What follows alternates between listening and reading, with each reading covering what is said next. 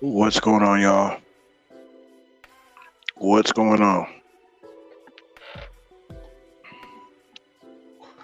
It's your boy Seattle Rick 206, aka That Boy Rick, aka they call him Slick, aka Hype Man Rick 206, aka 2D Hydro Rick. Y'all hit that thumbs up, share the video, subscribe to the channel. I appreciate y'all. We just gonna have a little conversation, y'all. We just gonna have a little conversation. Well, I'm just gonna give my thoughts. Y'all call me crazy if you want to. Call me crazy if you want to. But y'all see the banner.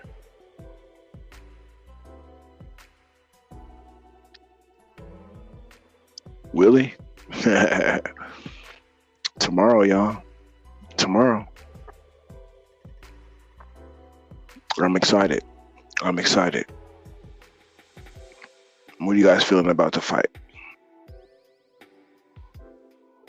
Tyson Fury versus Francis Ngannou. Riyadh season, y'all. It's Riyadh season. Yeah. I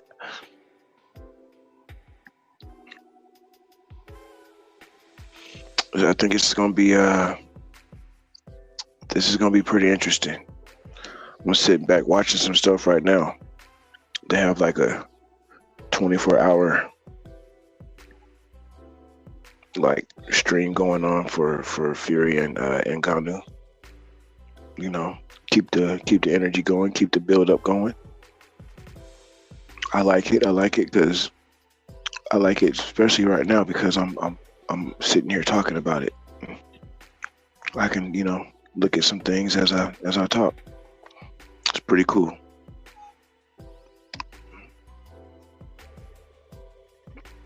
Yeah. Tomorrow, y'all. Tomorrow. Want to give a big shout out to Amanda Serrano tonight. Queen Amanda Serrano. 12 rounds. 12 3-minute rounds, y'all. The ladies showed up and showed out. They sure did.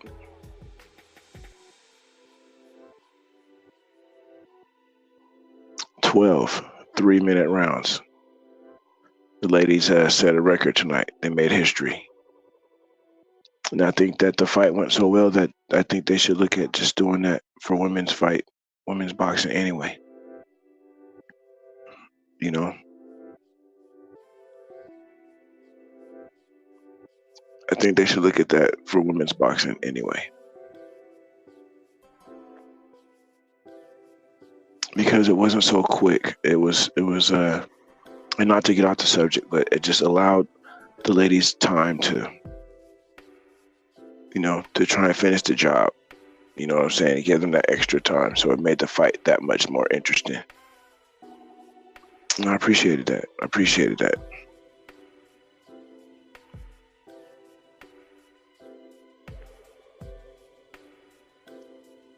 It was a very good fight. Very good fight.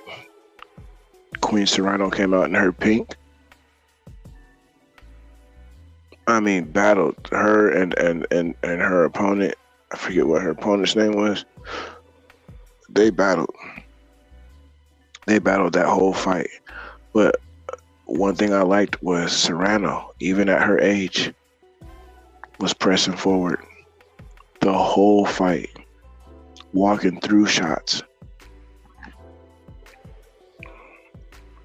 That was tight. That was cool to see. But yeah. We gonna get to the conversation in 1 second, y'all. Y'all hit that thumbs up, man. Hit that thumbs up for your boy. I appreciate y'all. We here on the late night, y'all. On the late night, 3 minutes to 12 o'clock. 3 minutes to midnight, y'all. I guess you could say this is what Halloween weekend, because Halloween is next Tuesday. So all the ghouls and goblins will be out this weekend, enjoying themselves. Everybody be safe out there. Be safe out there, please.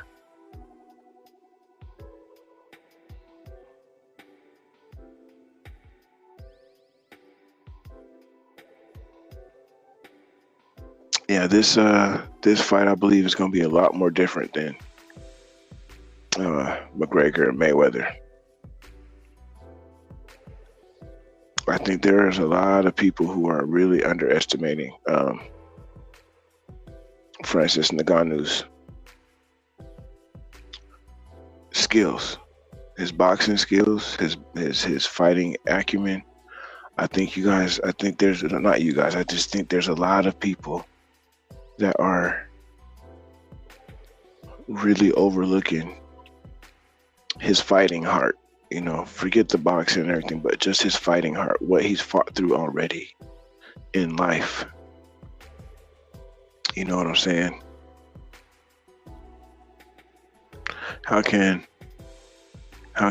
a man that's gone through so much and doing everything that Francis has done, and gone through, how could he actually really fear another man when he's conquered so much more that is hit him with so much more than what a man could hit him with?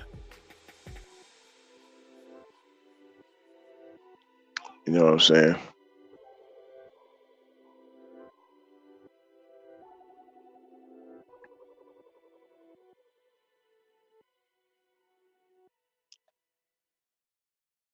This is definitely going to be different, more different than Mayweather, McGregor. Yeah, I'm confident in that. I think that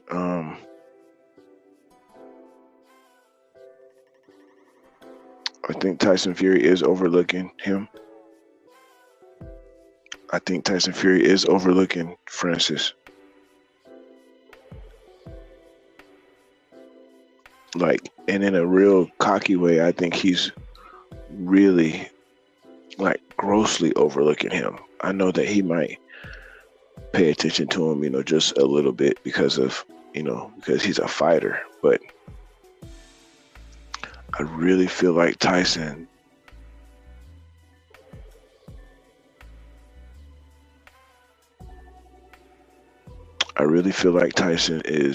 is grossly overlooking what Francis could do. Call me devil's advocate. I did a video before about this fight when they did their first press conference, and I was devil's advocate in that video. So no way I'm gonna go back on what I feel.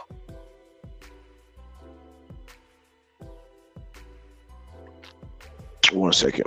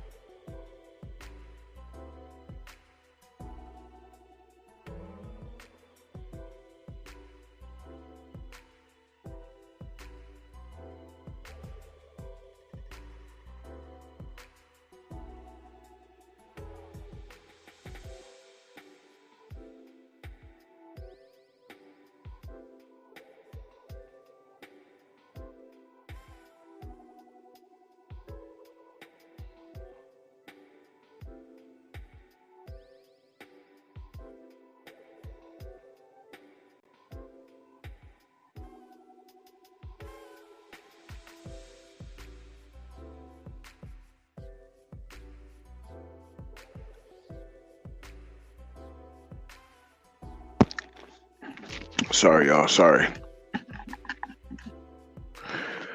I got these. I have my window open, and just because I live upstairs, so therefore, even if I don't have my heat on, and the person downstairs has their heat on.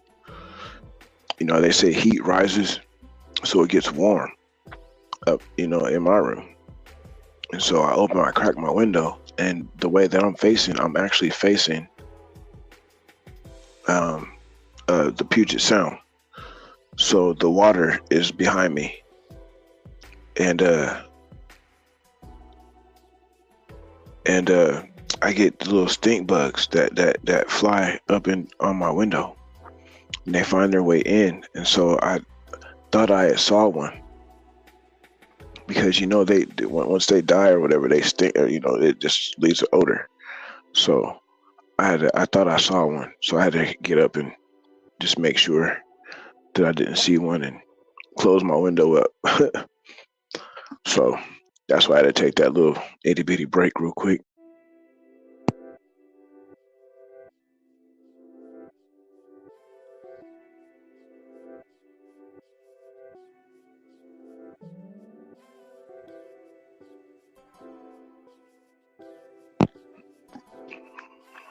But yeah, I think that like I was saying, I think Tyson Fury is grossly overlooking Francis's skills, and I think he's gonna find out in a real wicked way how hard Francis actually punches. I think he's gonna find that Francis has probably been holding back a lot, not really showing him too much, because there's not a lot of footage of Francis really out there boxing. And I'm sure that he has not had people close to him in his camp that are even remotely close to Tyson Fury, you know, trying to get tape on him and stuff like that. So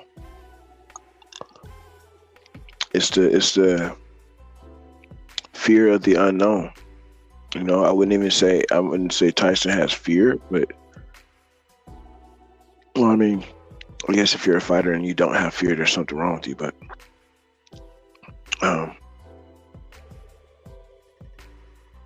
he doesn't understand or know what type of angles that Francis's punches are going to come. He might be even looking for them to come wild, and Francis could surprise him and come with straight punches.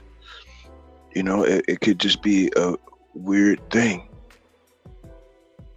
I really feel like Tyson is going to get touched in this fight, and if he's not careful, he will have some questions to answer.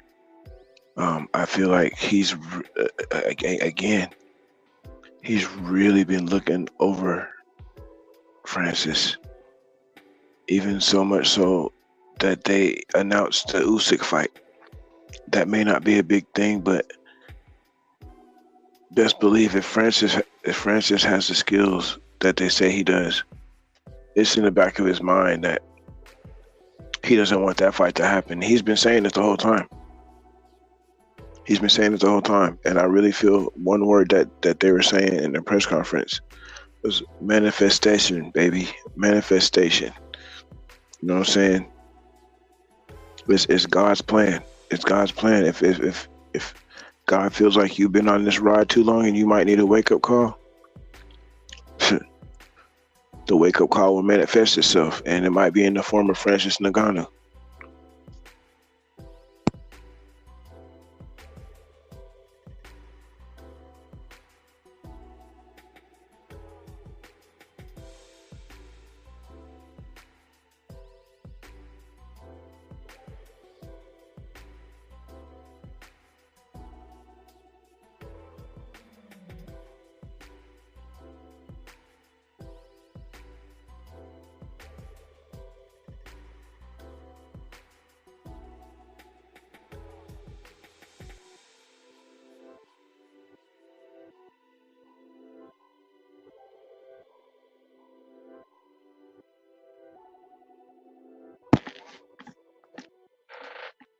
My bad, y'all. I really feel like this is what I feel. This is what I feel like. So I feel that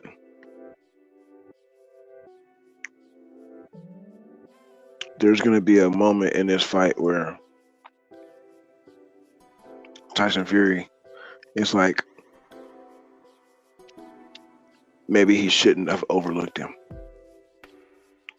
You know what I'm saying? Again, like I said, it's the unknown. It's what you don't know about Francis. It's what you don't know about Francis. He's been trying to get Francis to get off of his square the whole time. Like this whole build up, the whole fight build up. And Francis has been real,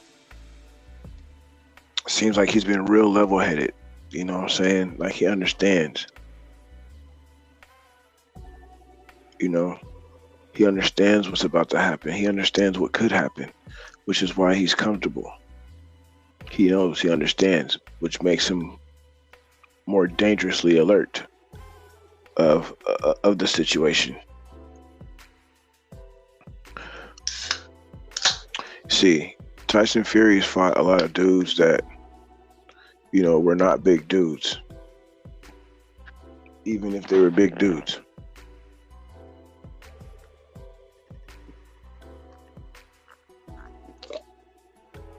See, there was something that Tyson Fury tried to do, and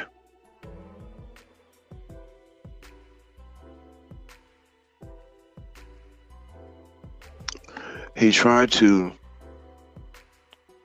like get in Francis's face, like with his head, like he was gonna try and bully Francis, you know, doing a little head nudge with him and stuff like that. And then there was this one little moment where Tyson acting like he was gonna make some type of other move, and Francis was alert. Like, bro, if you do that, don't do that because I'm in fight mode right now. Like Francis crouched down, excuse me, ready for anything.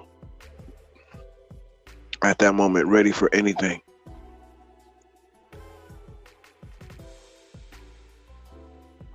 See, Tyson's fought a lot of dudes that were big that didn't impose their so-called strength. You know what I'm saying?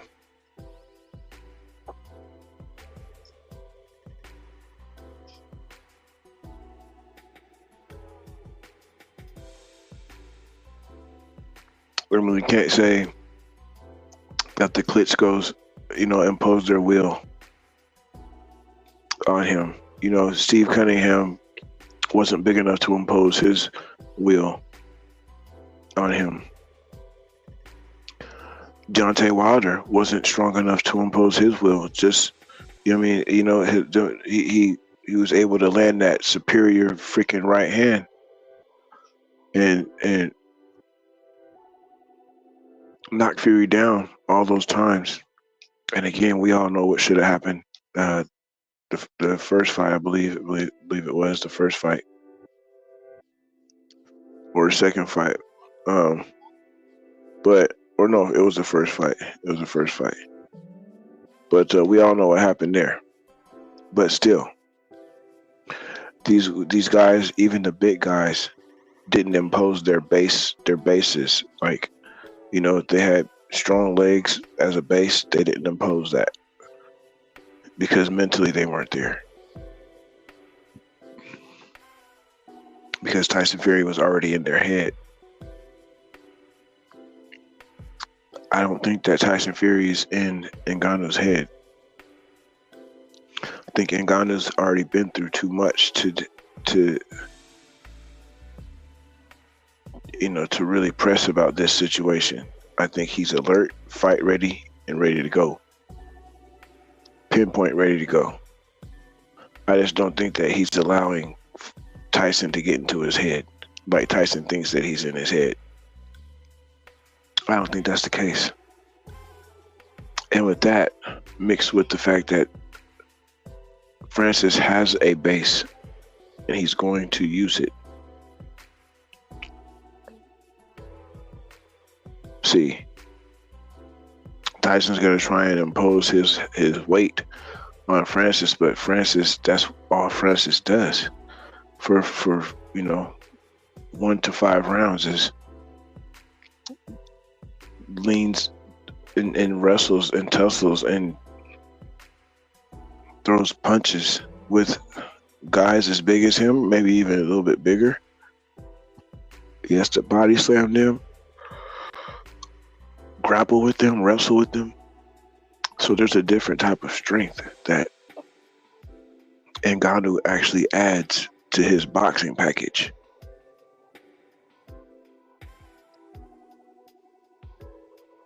And those are the types of elements that could be the elements of surprise. If he could actually put all that together, his base, his brain, his skills, the fight skill, the heart, the passion, I just don't see Tyson Fury being able to scare him enough, or maybe even to, I mean, if he hurts him, it's going to be from a shot that he just did not see. But I think Francis is going to be alert. I think even he might even get hurt, but I think that Francis Ngannou is going to shock the world.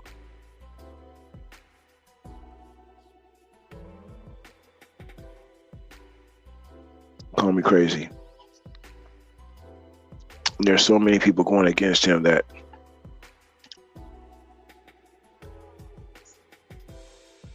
I'm with the small percentage of people who think that he can win. Wholeheartedly feel that he can win. And I just don't like Tyson Fury like that. I mean, he's entertaining and stuff like that, but I don't like Tyson Fury like that. I like Tyson more than I like his father. His dad just literally tried to steal the show. And as a side note, if his dad really wants to get in a fight with Mike Tyson, he keep doing what you're doing, because you're going to get surprised with the contract. Mike Tyson, he's laughing and joking right now. The show is not about him. But after this is all done, best believe Mike Tyson would want to shut John Fury up for sure. I believe that. I believe Mike Tyson would definitely want to shut up John Fury. So all three Furies can fight here, in a line. Tommy, Tyson, and John.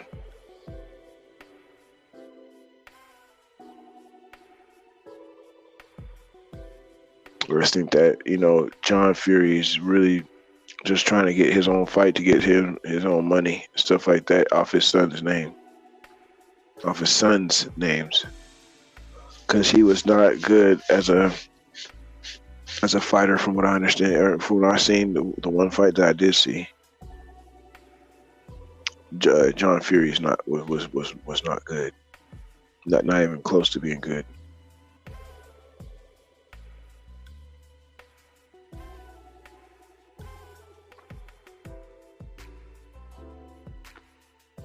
Not even close to being good.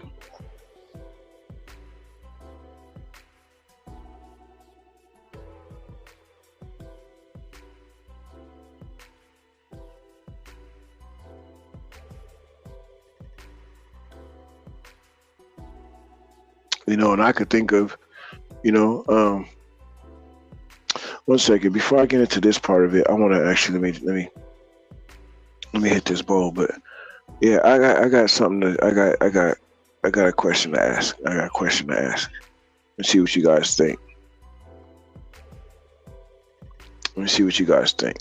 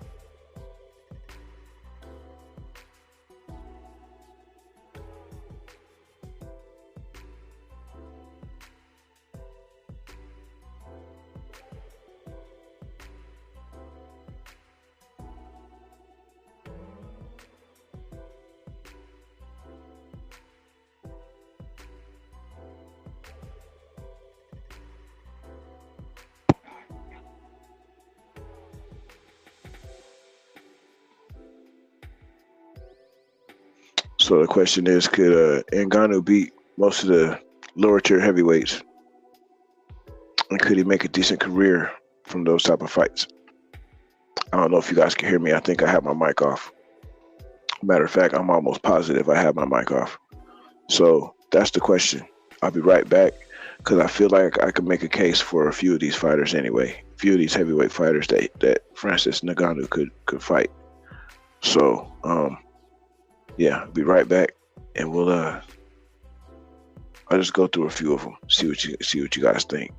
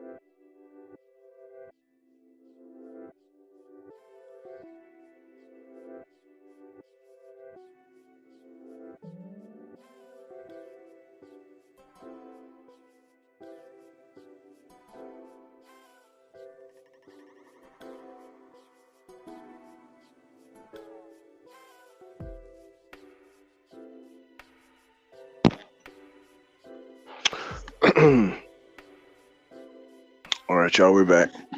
So I was just thinking about a few fighters, like, a few heavyweight fighters, like even after a loss, that Francis Ngannou could actually fight and have a decent career. Because I think even still with his name, that he could make a lot of these fighters some pretty good money. Whether they're on their way out the door or whatever the case may be, but to further his chances with the boxing, with his boxing career, I just feel there's a lot of people against Francis Ngannou, and I just want to create that opportunity, that window that we could all just kind of actually look into and be like, damn, could that one actually be possible? Could that be possible? Could that be possible? Because to me personally, things that have happened in my life, I know that I can never doubt anything. I can never doubt anything. And the same with like Francis Ngannou. There's so many things that have gone on in his life. If he is to sit here and try and doubt himself going against another man, then what was the use in having be humbled by what you've gone through in life? So I feel like fighters like again, and this is not nothing that I want to sit here and debate nobody with. I ain't with all that, man. My energy, I got enough debating in my own household. I got my own issues and stuff like that. I'm struggling right now, y'all. I'm not trying to debate nobody over what I'm saying. It's not that serious to me. I'm just trying to make a small case for who everybody is doubting. And I see fights like Efe Ajagba. Hell, look at the way he fights now. Joe Joyce could be in line for Ngannou. Look, all these fights, Hellenius. You got that dude out there always fighting everywhere, Lucas Brown, not unless he's retired. I'm just saying all these types of fights and stuff like that, because he's not been in boxing, I believe could benefit him for um, whatever boxing career that he could have. You know what I'm saying? We're not looking for, spectacular, because again, he's not been in boxing the whole time. But hey, like I'm saying right now, uh, playing devil's advocate, I really feel like he's going to pull something from the sand mines of Cameroon, and he's going to give Tyson Fury some type of wake up call. Again, even if he does not win, Tyson Fury is going to understand that this dude can hit, he can punch, and he was not playing games the whole time. I don't like somebody who overlooks somebody. And you could never do that. You could never ever do that, man. And it's just such the wrong thing to do, because it takes your brain to a whole different place, and you should be focused on one thing. And he could say it as much as he wants to, but I just really feel, because my mama's spirit helped me see bullshit in 5K. So when Tyson Fury is sitting here saying that he doesn't fear this dude, I have a hard time believing that, because of the thought process of this fight. Tyson Fury's not going into this as a real fight. I mean, as a real fight. He's not thinking about it like that. He's thinking about Usyk, to be real with you. So that just leaves a huge garage door open for Ngannou to come in and just shock the damn world. I mean, for real. This is going to be a lot different than Mayweather McGregor. This is going to be a lot different than that. I hope people are honestly ready.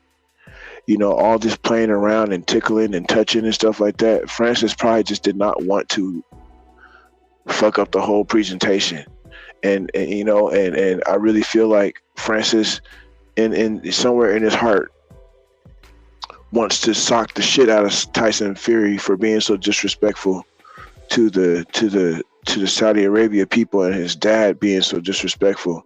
Talking, I'm gonna knock a motherfucker out, and you over there, you can't have liquor, and you're supposed to be respectful, and all praise to the sheik and all this stuff, but I'm gonna knock a motherfucker out, and if you don't like the language, get the fuck out the door. This type of stuff right here, that's what I'm talking about. There is a sense of karma that is about to awaken Tyson Fury. I really feel like, all the bullshit that he's done, everything that he's gotten through and gotten over with in fights, and all this glove gate shit and all this stuff, man. There comes a time when karma knocks on your door, and karma could just very well knock on Tyson Fury's locker room door tomorrow and be like, you know what? It's been fun. We've had a hell of a ride, man. But I can't do this shit with you no more. I really can't. And it's time for you to sit down for a second. And however long that is after he gets knocked the fuck out by Ngannou, because karma is going to help Ngannou do something. I just really feel like this is the time right now where he's Tyson on such a wave. He's on such a huge wave that I feel like karma is going to do something. I feel I'm speaking about this in a totally different way. It's like a spiritual sense. It's because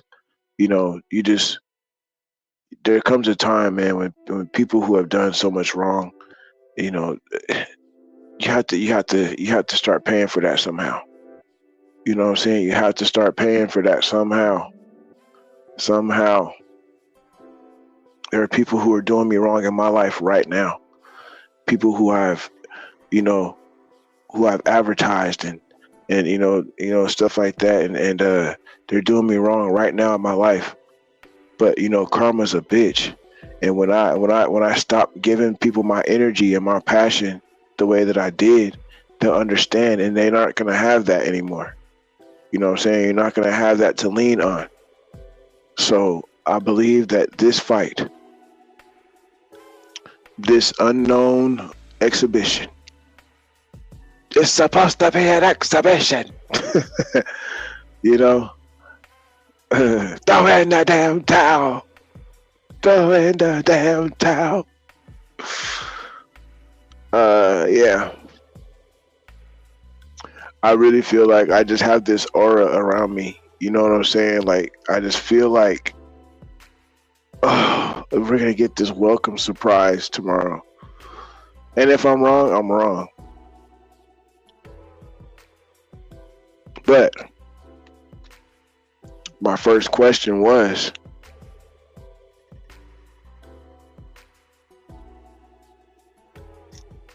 Ngannou will win? Think about it. He's already won. He's got his family with him. He got out of that UFC situation, doing his own shit. He's about to get a bag, and I really don't feel like he's worried about the money, because he knew that that was going to come, because he understands and believes in himself and his talents and what he's worth. I believe that he understood that the money will come. But he's still going to be hungry enough to want to go get it and go get more.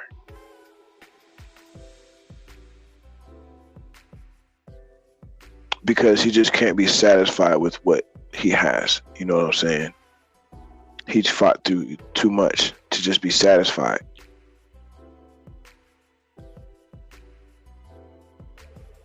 So I really feel like Francis Ngannou can make a career, you know, with these guys. He could sit there and fight. Who's these heavyweights coming up on his card? Are they heavyweights or cruiserweights? Adelaide, David, you know, Adelaide, and all those guys. Fabio Wardley, you know, hell. Later, you feel like you get a few fights underneath you. I feel like, you know, you and Deontay Wilder could do something crazy over in Africa.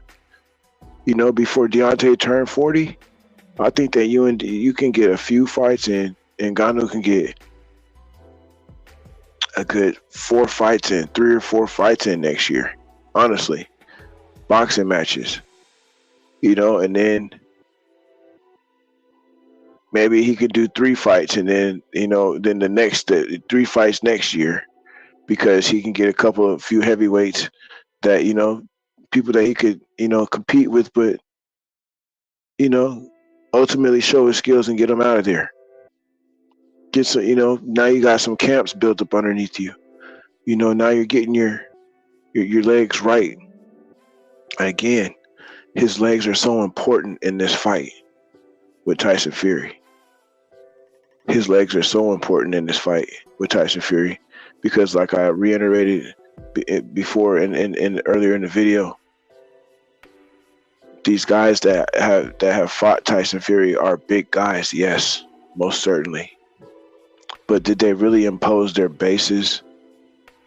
Use their bases? Did they use their legs? Did they really use it, or did they just be intimidated by who they were fighting with, and they're mentally out of the fight already?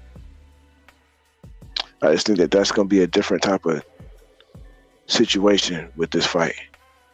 I believe Tyson could actually possibly get tired, and Ngannou will even have a even better chance of catching him, because, again, he fought 3 fights with Wilder, right?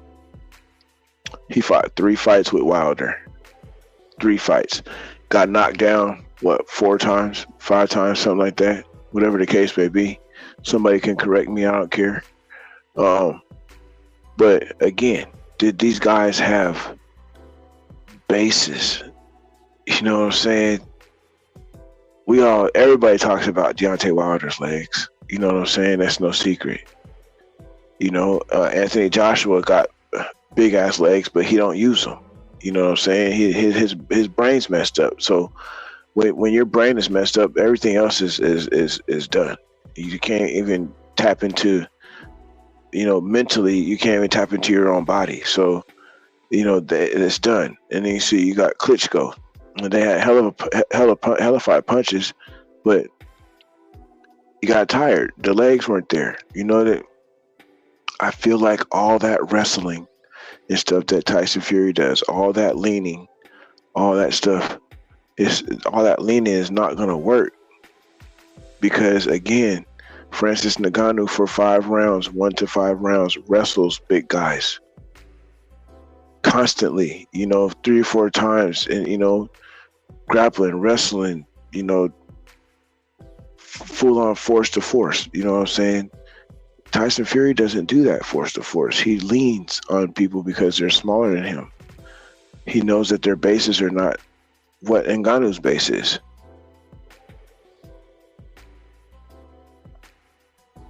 I don't know, man. I'm not trying to be no big boxing, person or nothing like that, man. And I feel like I'm making damn good sense.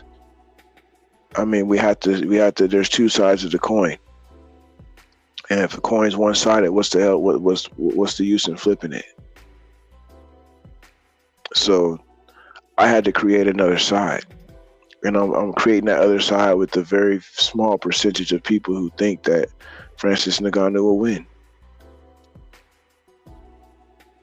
And I really feel like Francis Ngannou will win because I like an underdog. I like somebody who has the odds stacked against them, like myself. I know if I can win in my game of life, I know Francis Ngannou can definitely win in what he's gone through and come through, and to end up where he is now. So I'm looking at this fight in a different type of vision, different type of mind frame.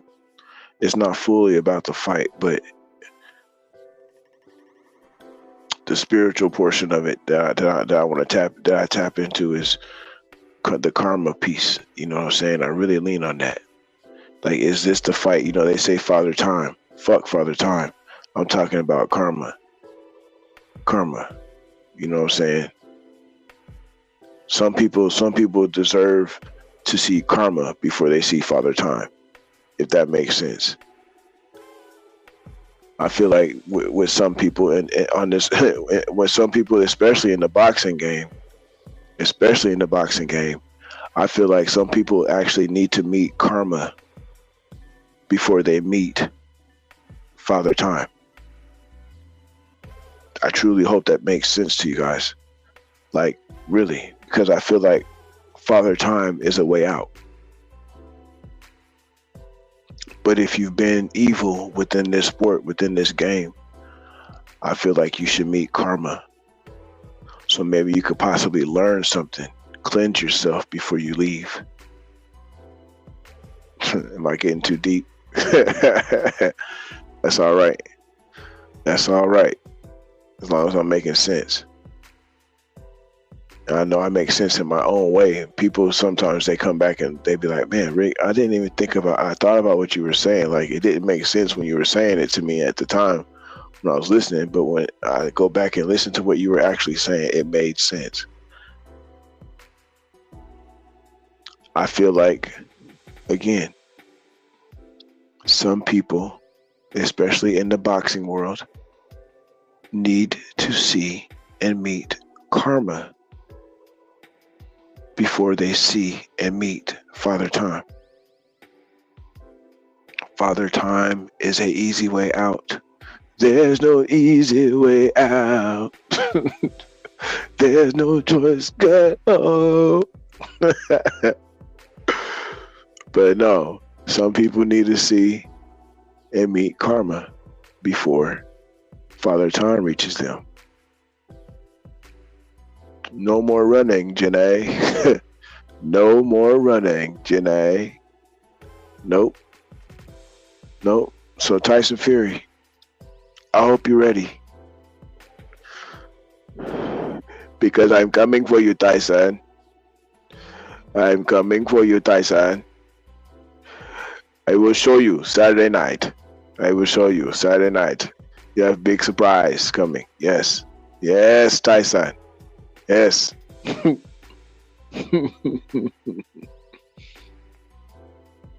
Yeah. I believe it's Ngannou time, baby. I believe it is Francis Ngannou time. Or like Mike Tyson would say, and the new heavyweight champion of the world, Francis Ngannou. Mike, the way Mike was saying that shit was hella funny. He said, I fucked it up again, didn't I? But hey,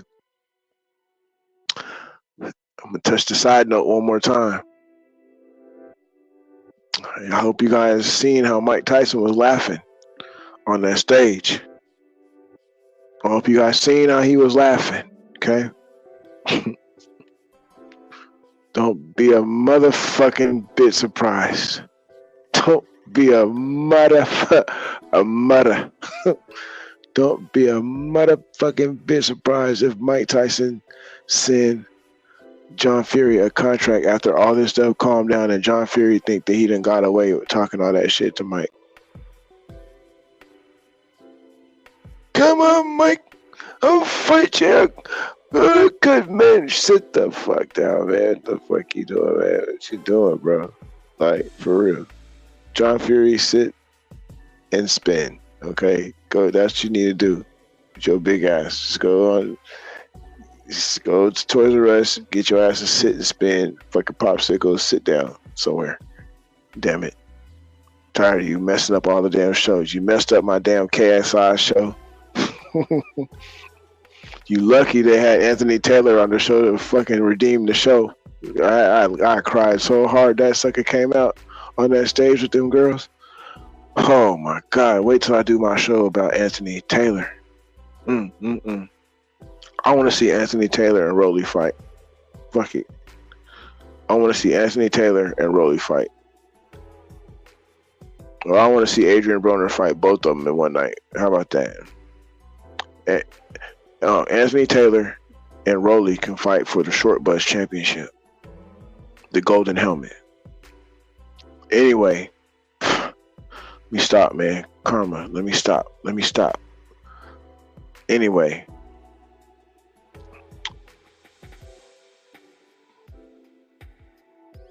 Think about it, y'all. Let me know what you think in the comments. I see, I can see my comments, but I can't get to them because if I get to them right now, I'll stop talking. I won't be able to get out what I want to say. Like my man BF say, let's just get this work. Let's get this work. Let's get back to this work.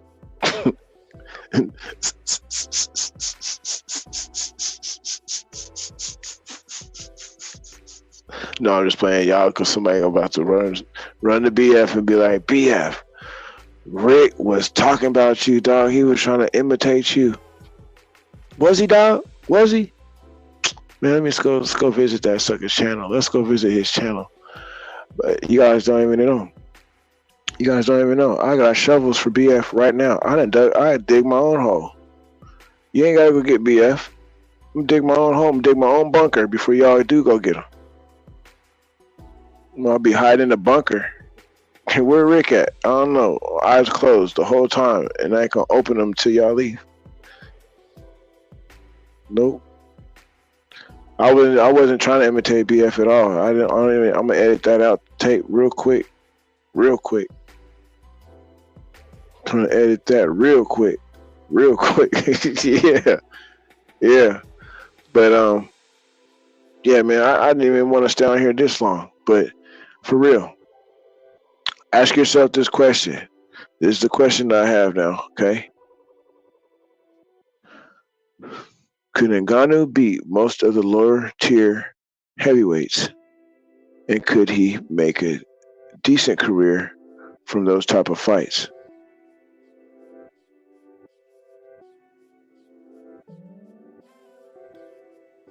Read it one more time.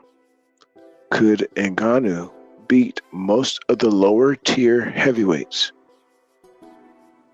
And could he make a decent career from those types of fights? Joe Joyce, Daniel Dubois, Adam Kwonaki, Robert Helenius, Lucas Brown, David Adelaide, Fabio Wordley, the two dudes that are on his card today. Think about these fights, y'all. Hell, for a money fight, Jili Zhang, Zhang a bang a bang, Zhang a lang a bang. You know what I'm saying? Bang bang the damn thing. Him, that dude. Bang bang bang the damn thing. You know what I'm saying? Bang yeah.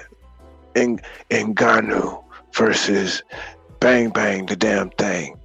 Godzilla. Yeah, a whole bunch of people just run down the hall when he's coming out. Be like, Zhang, the bang bang thing. And people be running out, Godzilla. And they just be going crazy with hella newspaper flying everywhere. Like he's coming through in the wind and the fire. Godzilla. Like Zhang, the bang thing. All right. I stay away from that shit. Don't smoking. That's what it is. But still, he could still fight the Zhang, the bang dude. Okay, hold on one second, man. Let me see. I got more people. I got more comments in here, so I need to see what's going on here. I need to see what y'all. Yo, my man A1. My man A1. Yep. My man A1. Yeah. Nah, man, I ain't really trying to cook, man. This is what you call a microwave.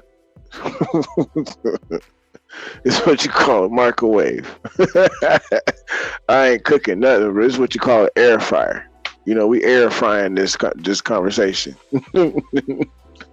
But nah, man, I'm just, hey, I'm playing devil's advocate, you know what I'm saying?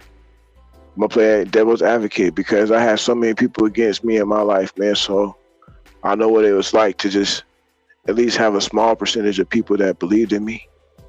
You know what I'm saying? I know what it feels like right now to have that.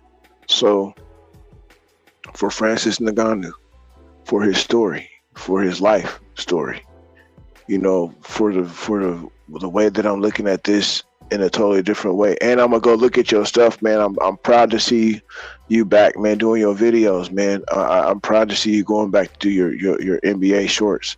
So I'm gonna go back and check those out, man. I love when you do that, man. So please keep it coming. That's why I asked if you were when you were going live. So I'm glad that you got settled and everything. I'm glad that you're doing okay, bro.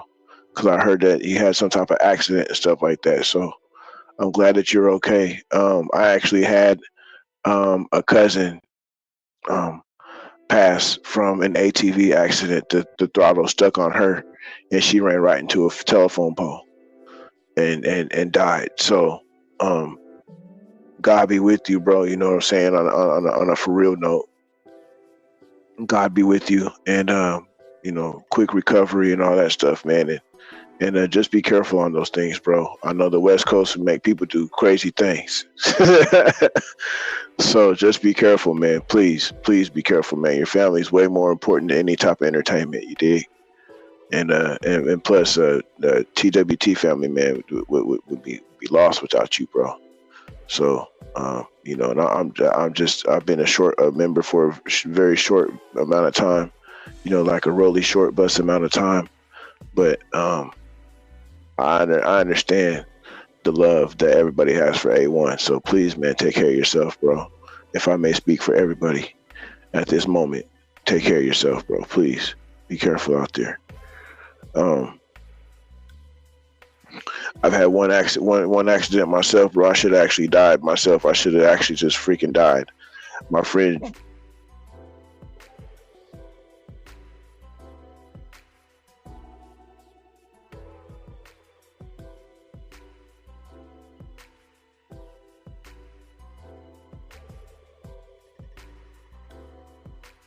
That's how high I got off the ground, off the jump. I hit that damn thing perfect. And yeah, they said it was the most amazing thing they saw in the world, and I should have died that day. So, just, I'm still here alive to be able to tell you. Just be careful, man. Please be careful. But yeah, so, I'm just looking at all these different fights, man. All these, if he really surprises, if Ngannou really surprises us with his talents, with his skills, and just his fighting heart, you know what I'm saying? If he just comes out there and fucking just does it, just shows us the unknown, you know what I'm saying? And again, like I said, man, karma has a time of reaching people, and it could be Tyson Fury's time. But if not, it's not. Plain and simple. Shit, neither one of them motherfuckers come to my house to eat dinner or anything, help me out with my rent, nothing like that. So, it is what it is. But, shit, I like the underdog story. So I'm a roll with that. That's what I'm gonna roll with, because I'm an underdog, and I know that I triumphed. So I'm sure that, given the stars align in the right way, it can happen. So, man, I appreciate y'all, man, coming through. I hope you guys see, man, that I'm really, trying to start putting myself out there more, my voice out there more, start speaking about things a little bit more, but in my own way, and never in a combative way, because I don't want nobody to ever try and come on my channel trying to debate me or anything like that, because that's not my energy. That's not what my channel's for at all. I'll speak on what I speak on. If you feel free to say something in the comments and we can holler about it. But I'm not one to sit there and debate anybody, man. Like I said, man, I got enough to debate in my own household, and I'm not gonna be debating with nobody over no goddamn keyboard. I can tell you that right now. So there's that there. You don't ever have to worry about Rick being in no debate. The only time I'm gonna debate somebody is if somebody start trying to roast me, and then I have to really start going to bring out my skills, because I got roasting skills. So I come to the fight very confident. I come to a roasting event very confident. I heard A1, I heard all y'all, man. I'm just letting you guys know, man, I've been raised by a Jedi, and I'm motherfucking Yoda, baby Yoda. I come from my uncle was a different type of dude, different type of funny, and I inherited that shit. So I'm not saying nothing to you, A1. Like, I'm not at all saying nothing like, bro, don't call me out. I'm not saying nothing like that, but I'm just saying, anybody, your name don't have a TWT on it, or, we might be having fun one night like everybody else was having fun the other night on the panel, and, ground ball come your way, you know what I'm saying? What you gonna do with it? Shit. Don't play. Put me in, coach. Trying to tell y'all, man. Full court press. I'm coming for the chest. It's not even gonna be funny. I mean, it's gonna be funny as fuck. But I'm just saying, I believe in my skills when it comes to that. You know what I'm saying? I believe in my skills when it comes to that. I've had people literally call me 3 days later after I done went through some type of roasting ordeal at a bar or something, and they'll hit me up and be like, my cousin did it to me one time, and he was like, Rick, man, he was like, remember we was at the bar and you was going back and forth with dude at the bar? I was like, yeah, remember that, man. He goes, why the fuck is 72 hours from then and I'm crying in my bedroom right now? I said, I don't know, man. You got issues, bro. Like, I don't know, man. The mental hospital is too far away for us to be going through this right now. For you to be going through this, gas is high. And so my cousin was like, nah, man, like, for real, man, you said some real stupid shit. Like, And it just clicked in my brain like right now. 72 hours. I said, well, first of all, man, I'm sorry that it took you 72 hours to get my damn joke. To hear or to I'm sorry that it took you 72 hours to actually listen to me. You know what I'm saying? You listening to me 72 hours, bro. What if we was in an emergency and I said, help, help, bro? Like, messaged you and said, help, and you call me 72 hours, bro. I'm calling you because I need to help you. But, now you're talking to my spirit. My spirit to answer the phone because 72 hours ago I was gone and released up to a journey that God had for me. Now you want to listen to me? Bro, you should listen to me when I was full of flesh and life. so so I just have a skill, y'all. I have a certain set of skills when it comes to the roast factor. You know, the next time Redman has a roast, a dab roast, I was so irritated at that. I hate getting off subject, but I went to a dab roast and Redman had a thing called the dab roast. And what it is people take dabs. People have a bong. They smoke weed out the bong. Well, this is like dab oil. So you heat the dab oil up and you take your bong hit, bam, it gets you high as fuck. But you gotta sit across from the table from somebody and you sit there and roast each other. I was really kind of irritated when I was watching this show because I knew that everybody in that line, I could roast and I could kill them. Like it wouldn't even be funny. Well, it would be funny as fuck, like I said just a few minutes ago. But I know what would have happened because there was one dude up there with a dry ass jerry curl looking like a California raisin, and the girl that he was going against, she had on one of them pleather backpacks, like from Ross, that had 85,000 zippers on them, and only 2 of them really opened on the bag. You know what I'm saying? So this type of energy that you can't, you can't. And then she had the rest of her outfit was not right. It was like it just wasn't right. It was like she grabbed the first T-shirt that she could find off the top of her laundry basket with a brand new pair of jeans that she got from Ross with the pleather bag with the 85,000 zippers and only 2 of them open. So she was doing the damn thing, and then she had one fresh braid and the other braid was nappy. So it was just, you guys, I don't want to do this to people, man. I'm trying to tell you, I have to put it back in my pocket. I'm gonna put it away now, okay? I'm gonna put it away now. No more. You gotta pay for the rest because I'm telling you, man, I'm coming for people's chests if it ever comes to that situation. That's just the way it is. That's just what. Whoa, whoo, yeah.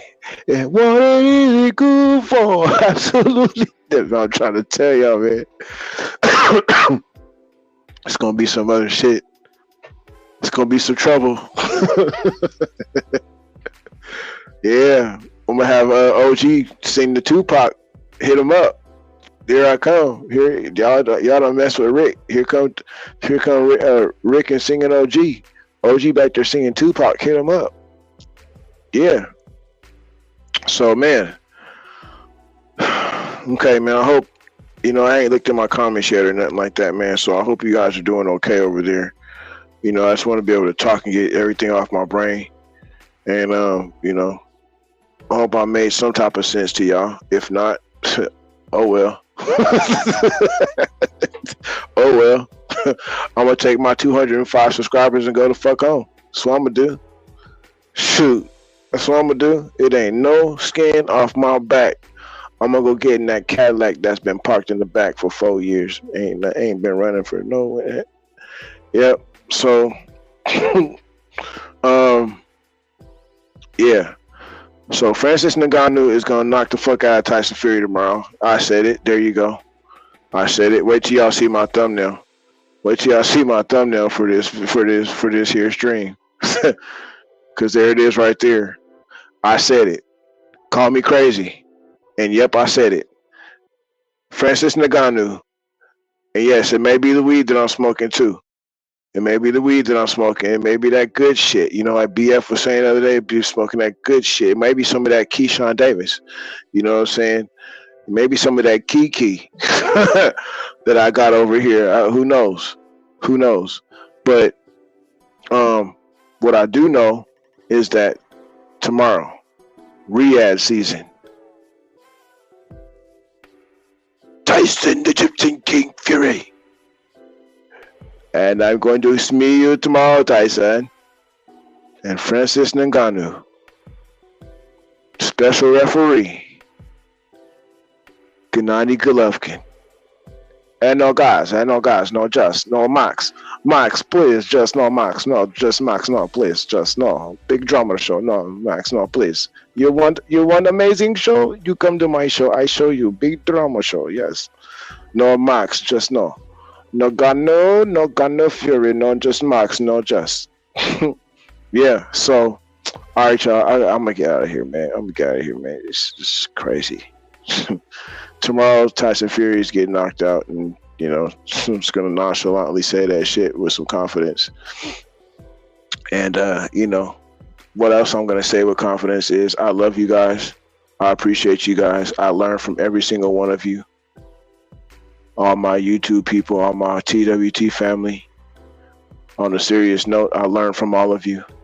I thank you guys. I appreciate you guys for accepting me for who I am.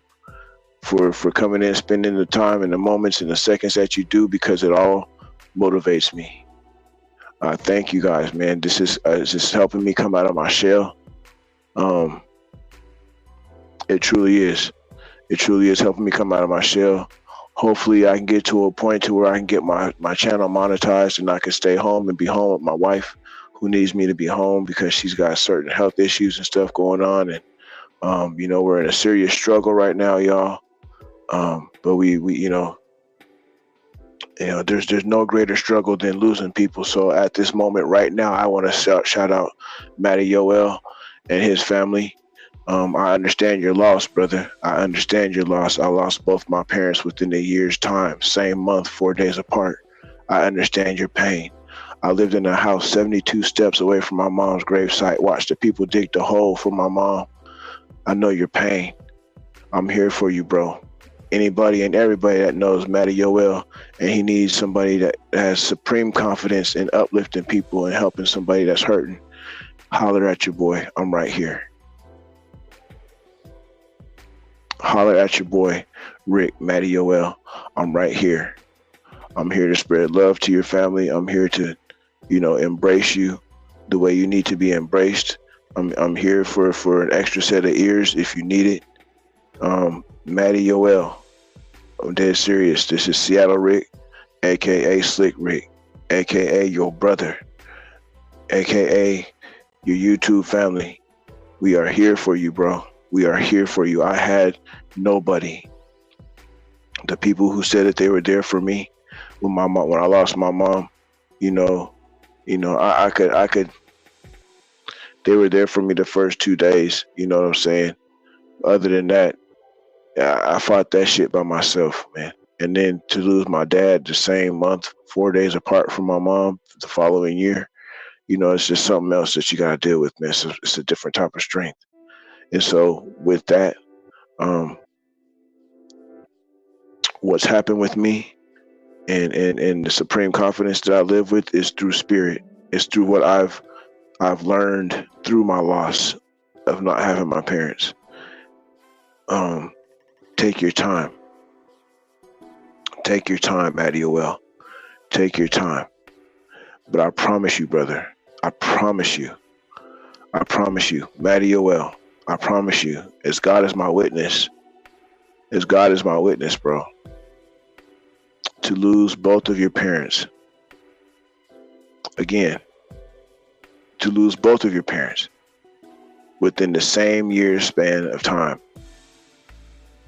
4 days apart in the same month, but opposite years. I am here for you, Matty Yoel. I'm here for you. I'm not born, but I was reborn and bred and built to be able to help people who are hurting, even when I don't have nothing to give you except for the love and the words from my mouth. And hopefully that you can gain the strength that I have learned to receive from learning and understanding my loss or losses. So, Matty Yoel, Seattle Rick speaking to you, bro. Speaking straight to your heart, man. Anybody and everybody that comes on this stream, I need y'all to let him know that I'm right here for him. Again, my mama has done something to me. I helped a gentleman in a cemetery find his son. He'd been looking for his son for 6 years at a cemetery. He's been to 2 different cemeteries looking for his son because his son had died in a car accident, and he had told him not to go. But his dad was in prison, locked up, couldn't go see his son. Wouldn't nobody, none of the family, go and tell him where his son was. I just happened to be visiting my mom one day at her gravesite. This gentleman follows me after we had walked around the cemetery for 2.5 hours. After he's been at that cemetery hundreds of times looking for his son. My mama's done something to me, y'all. I'm trying to tell you, Matty Yoel, I'm here for you, bro. Listen to what's happened to this gentleman just through what my mama's done to me. I'm going home, leaving this gentleman, and he's frantic. He just wants to find his son. That's all he wanted to do. That's it. I get a call from my stepdaughter. She says she needs to be picked up. I have to leave the cemetery. I did not want to leave this man. This man is 6'7", at least 260. You know what I'm saying? Here I am, 5'11", nowhere close to his weight. You know what I'm saying? It's hot, you know? And he's walking the pathway that I'm walking because I need to go home so I can go pick up my stepdaughter. And I crossed the street, go home, because I said I'm 72 steps away from my mother. Our house became for rent for me. 72 steps. I didn't have the money. I don't know how I got the money, but I was able to rent that house 72 steps away from where I watched the people dig the hole for my mother. I watched them do this, eating cornflakes on my front porch. It's a different type of strength that I live with, y'all. I'm not just Rick in the chat. There's a different type of strength. When I say I love y'all, I really mean it. I've been through some shit. I sat on the edge of a bridge trying to commit suicide because I lost my mom. I understand your pain, Matty Yoel. I understand what you're going through, bro. So I walk across the street. I put my key in the door. And I didn't even get to turn it. And the gentleman started yelling. I could hear him across the street yelling, "Oh my God, you did it. You did it. You did it. He was right here. He's right here, right where you were walking." I turned around, and without even thinking about it, I left my key in the door. I turned around and I ran across the street. And I embraced him, embraced that dude. He showed me his son. He'd been at the cemetery, I don't know, hundreds of times. I've told this story once before. I believe my sister Kwee heard me tell this story. But you guys gotta understand what it does to you and your soul, what it makes you feel like you can do, what it makes you feel like you can say, and nobody can tell you that you're wrong. Nobody can say anything to you because you can see your mom and whatever she's giving you, whatever she's giving me. I can see bullshit in 5K. I can help people with nothing in my pocket and be going through a struggle, be fighting eviction like I'm doing right now at this moment. We're literally fighting eviction, but I don't let nobody see that. I don't let nobody, I don't let nobody see that. What you guys see is what you get, and that's me being positive. I don't let nothing conquer me. I didn't let the fear of death conquer me, so I'm not going to let nothing else conquer me. Now I know that I've been reborn and bred to help people in any capacity, in any way that I possibly can. I didn't know that I was going to be able to help the Team Benavidez family. That fell into my lap. My mom gave that to me. She said, Rick, you can go help them do this, Christmas toy drive. Okay, Mom, I'm going. Bam. Here we go. We help 200 kids, underprivileged kids get toys for Christmas. And now I'm hooked up with them just from a community aspect. And I find out the type of people that they are. So I love them. I back them. I support them. I'm a fans of them. They call me family. You know what I'm saying? It's not a interview thing. It's not nothing like that. It's really spirit driven. You know what I'm saying? It's really something that my mom gave me. So all this I got through loss, just from understanding my loss when the time came for me to understand it and accept it.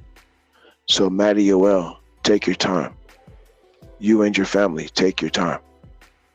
Take all the time you need, because the real ones that need to say something to you and the real ones that are going to be there for you, we are here. And we're not going anywhere, because you're family. Period, point blank. So I'm gonna end this there. I want Maddie Yoel to have the last of this video. That's what I want.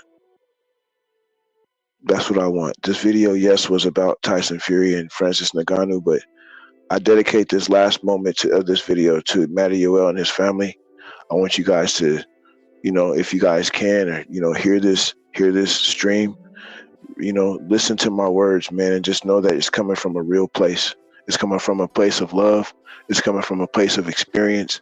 It's coming from a place of no fear anymore of anything in life. Not even the prospects of losing my place to live, because I know God got me. And I know God knows that I have not been just not doing anything. He knows that I've been trying to hold up my household, take care of my wife, and try to work at the same time. I can't work right now with her needing all the help that she needs. There's a lot of stuff that I have not said and I have not mentioned, because it's, it's hard to think about. But even through all the struggle of us and what we're going through right now, that has no bearing on the heart that my mom gave me to share, and the strength that my mom gave me to share. So, Maddie Yoel from Seattle, Rick. My real name is Ricardo McQueen Jr. Ricardo Cortez McQueen Jr. And I've never really had a chance to ask my mama where the Cortez came from. But I'm not going to argue with it because I've been that for now 45 years. So I give you my full name, brother, because I want you to be able to go find me on Facebook. Go find me wherever you need to find me. Because I just really feel like you might need somebody down the line. Maybe not right now, but down the line. You reached out to the family for a reason today. And that's to shed light on your situation. And for whomever cared enough about your situation, the information was out there for them to pick up and to show you that they care. And I believe that every single person in that chat room today, or whatever chat room that you visited today, brother, you're going to get your blessings. And not only you, but your family. Just know that I may have never met her, but your mom's proud of you. It took me a while for me to understand that when people would tell me that, and I'm like, how can you tell me that and she's not here to tell me that herself? Well, you gotta think about it. What's happened to you in your life? You know what I'm saying? From this point on, think about things. Just the one thing I can say, man, is indulge yourself within yourself. Know and learn about yourself. There's going to be a lot of people that are going to try and come in your way and distract your space. Right now, you need your space to be able to calculate every single thing that's happened and all your emotions and all your thoughts. You need that space. I had people coming to me trying to talk about new cell phones and stuff that they got. I'm like, bro, fuck your cell phone. You know what I'm saying? I just lost my mom. What are you talking about? The fuck out my face. You know what I'm saying? Fuck Apple, Amazon, all that shit. Boost mobile. Nigga, you need to boost your way up out my face, is what you need to do. Bleep, bleep, bleep, whatever sound your pager makes, nigga, get up out my face. That's where I'm at. So I understand, bro. I'm here for you. Indulge yourself within yourself, in your own space.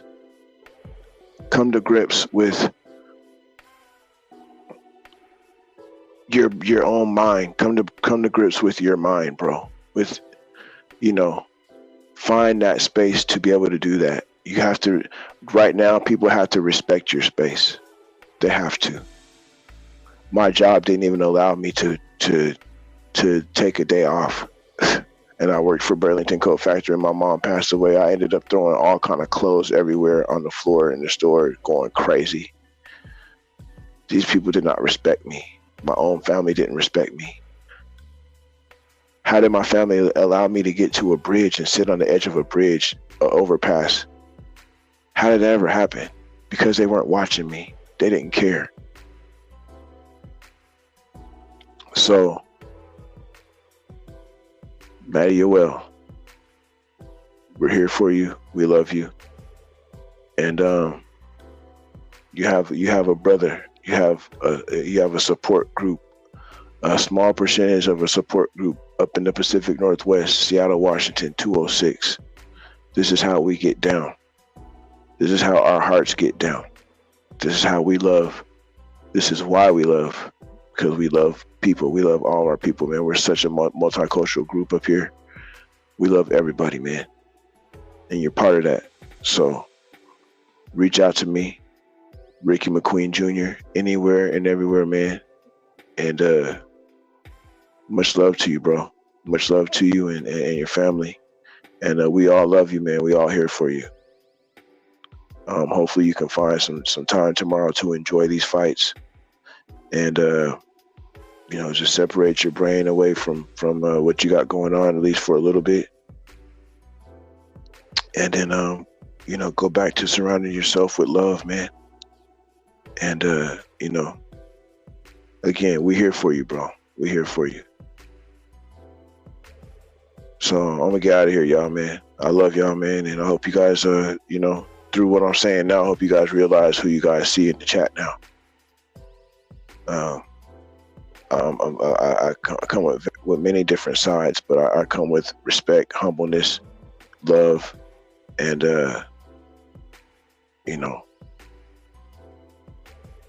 confidence. So I love y'all, man. You guys be good, man. I will see you guys tomorrow, man. You guys be safe out here tonight. And Maddie, you're well, man. We got you. Peace.